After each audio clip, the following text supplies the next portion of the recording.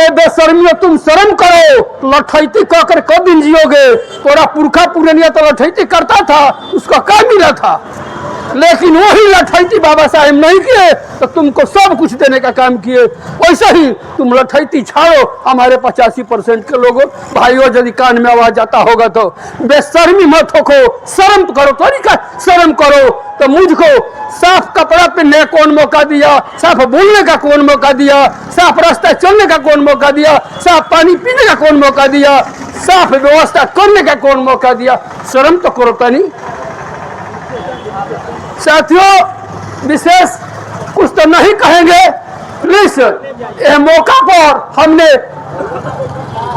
Appeal कर रहा हूं, तो यदि हमारी आवाज को सुनते हैं तो देखो, शोषित पीड़ित दलित पिछड़े अति पिछड़ा के बेटा, तुम जागो। कब तक सोओगे?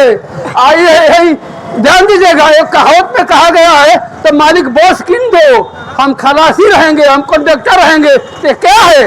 एक राज्य का मुख्यमंत्री क्या होता है? तुम्हारा स्वयं पता होना चाहिए। तो सेंट्रल का खलासी है, कंडक्टर है। अरे दिल्ली का राजपाट कब्जा करो। अरे मूर्खो, का चटकरुआ करके तुमने जीने का काम कर रहे हो हैं? ये धिक्कार का जीवन है, तो तुम ऐसा बिकाऊ बन करके और रोड पर चलने का काम कर रहे हो। बाबा साहब जैसा त्यागी होखो, मानवर कंसी राम साहब त्यागी होखो, बहन कुंवारी मायावती जैसा त्यागी होखो। तो साथियों, कहने का तो बहुत सारे बातें हैं। जितना हकीकत है हमारे देश में समय समय पर साहित्य को रची गई है। करीबन उस साहित्य में से कुछ न कुछ तो हम लोग हकीकत है अपने पढ़ लिख करके समझने का भी कुछ काम किए हैं और भी रखे हैं अंदर आत्मा में। लेकिन सवाल ऐसा है, तो फिर मैं दोहरा रहा हूँ, जितना ही पुस्तक हमारे समाज में महापुरुषों ने रचा है, उसको जो पढ़ करके देखा जाए तो कहाँ ऐसे को में किसी को कोई गाली देने का काम किया है। लेकिन उन लोग का पुस्तक उघाड़ कर पढ़िए। मैं गीता, पुराण, भगवत शास्त्र, जो कृष्ण है, रामायण हम दिखाते हैं तो कहा टाइम टाइम पर गाली दिया है। हर वर्ग को टाइम टाइम पर समय समय पर गाली दिया गया है। पता करो, लेकिन तुम्हारा मूर्खता छाया हुआ है। ना रामायण पढ़ने से डीएम नहीं बन सकते हो, रामायण पढ़ने से विधायक नहीं बन सकते हो, रामायण पढ़ने से मुख्यमंत्री नहीं बन सकते हो, रामायण पढ़ने से प्रधानमंत्री बन सकते नहीं हो। लेकिन वही संविधान पढ़ोगे तो अपना हक के मांग करके तुमने प्रधानमंत्री ही बन सकते हो साथी। इसलिए एक बार तू ये भी करने का काम करो साथियों। तो ये छोड़ो, ये बुलावा वाला पुस्तक है, समय समय पर बिछलाने के लिए बनाया गया है। जैसे आप लोग हर गली नली, दुकान, दलान, बथान, घर में भी बात करते होंगे, तो समय समय पर बिछलाने का ऐसा ऐसा शब्द कहा गया है। जैसे ध्यान दीजिएगा, एम्प्लाई आपका समाज बहुत सारे बनने का काम कर रहा था, उन लोगों को रोकने के लिए क्या कहा गया? उत्तम खेती, माध्यम बारी, भीख ना दान, नौकरी। अरे तुम भीख मांगा कर नौकरी करोगे? भाई देखो, उत्तम जब खेती है ये है तो तोरा पास 60 बीघा खेत है, चला आज तक ले हार मरने तुम नहीं जाते हो, तो उत्तम कहाँ रहा? हमारे लिए उत्तम था और तोरा लिए ये सब समय पर ऐसा शब्द को निर्माण दिया गया है आप समाज के लोग को बिछलाने के लिए। इसलिए सतर्क हो जाओ, संचेत हो मेरे भाई और बंधुओं। विशेष नहीं कहेंगे, लेकिन यही कहेंगे, निंदा करते हैं, बहुत निंदनीय बात है। तो हमारे देश के गृह मंत्री ऐसा गंवार, ऐसा मूर्ख, ऐसा पागल, ऐसा दिवालिया पैदा नहीं होना चाहिए। कभी ना हुआ था और ना कभी होगा, लेकिन ऐसा गंवार निकला तो कहा नहीं जा सकता है। यदि अमित शाह मेरी भेजना होगा तो कहिएगा तो किस हिसाब से गंवार करते हैं। उनका जो पुस्तक ने दम भर गाली दिया, उसी पुस्तक को नाम रख कर सम्मानित करते हुए कहते थे भगवान के। अरे भगवान तो ये न है, गौतम बुद्ध भगवान है, बाबा साहब भगवान है, संत रविदास भगवान है। यदि नहीं जानना है तो पढ़ लो। इस देश के सबसे लेखककार जिसका नाम है राहुल संस्कृतान, उन्हें जब बाबा साहब का सम्मानित किया है तो हम लोग ये ईश्वर और भगवान को नहीं देखे हैं। लेकिन धन्यवाद यह बाबा साहब डॉक्टर बी आर अम्बेडकर, तो जो हम लोग देखे आपको जीते जीव और कहीं से और भगवान से 4 गुना आपने बढ़ करके हमारे भारत में काम करने का काम किया। ये ना भगवान है।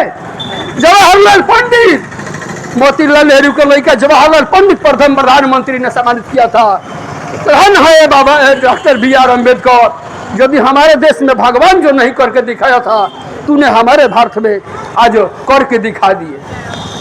ये मूर्ख है, गंवार है, गृह मंत्री बना हुआ है।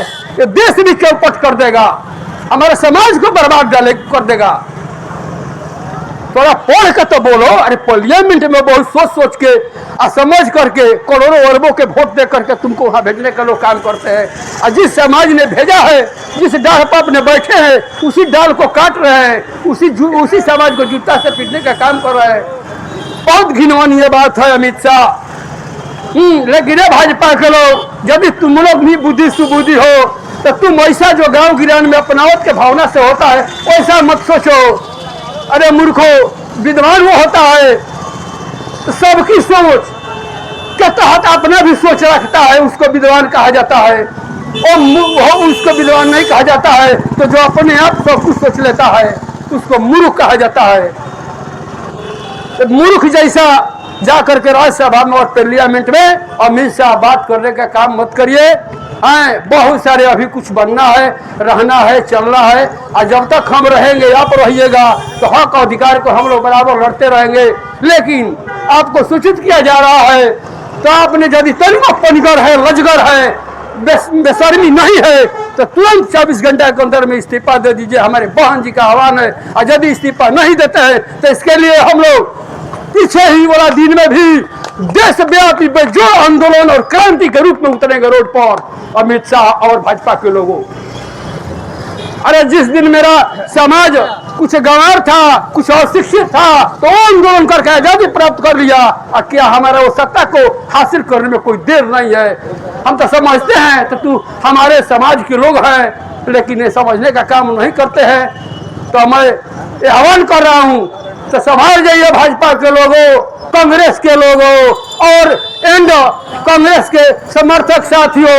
तभी तुम लोग में विचारधारा है और यदि अच्छा बात है, एकजुट होकर के बहुजन समाज के शासक चुनो और शासन बनाओ। इसी में भलाई है और कोई भलाई है नहीं।